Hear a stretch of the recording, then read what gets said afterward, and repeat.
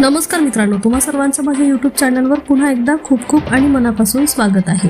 आजच्या व्हिडिओमध्ये आपण बघूया राज्य कर्मचारी पेन्शनधारकांसाठी आत्ताच्या काही महत्त्वपूर्ण चालू घडामोडी जाणून घ्या सविस्तर।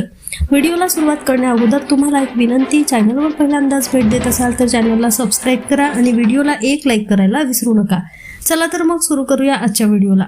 राज्यातील कर्मचाऱ्यांकरिता आत्ताच्या काही चालू महत्त्वपूर्ण घडामोडी पुढील प्रमाणे जाणून घेऊया। 1. मार्च वेतन। माहे मार्च पेड इन एप्रिल वेतन, त्याचबरोबर पेन्शनधारकांच्या पेन्शन देयकासोबत जुलै 2025 ते ऑक्टोबर 2025 या 4 महिने कालावधीमधील वाढीव 3% महागाई भत्ता फरकाची रक्कम अदा करण्यात येणार आहे। याकरिता आस्थापना प्रमुखांनी फरकाचे तक्ते तयार करण्याचे काम सुरू करावे।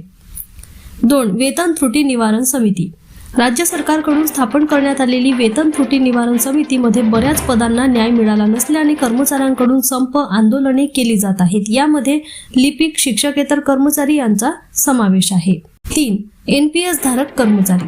राज्यातील राष्ट्रीय पेन्शन योजना अंतर्गत असणाऱ्या कर्मचाऱ्यांना राज्य सरकारची सुधारित राष्ट्रीय पेन्शन योजना किंवा केंद्र सरकारची युनिफाईड पेन्शन योजना अंतर्गत समाविष्ट होण्यासाठी दिनांक 31 मार्च 2026 पर्यंत विकल्प नमुना सादर करावा लागणार आहे।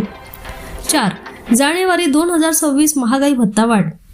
माहे जानेवारी 2026 पासून सरकारी कर्मचारी तसेच पेन्शनधारकांच्या महागाई भत्त्यामध्ये आणखी 2% वाढ निश्चित झाली आहे। यामुळे एकूण महागाई भत्ता DA हा 58% वरून 60% पर्यंत पोहोचणार आहे।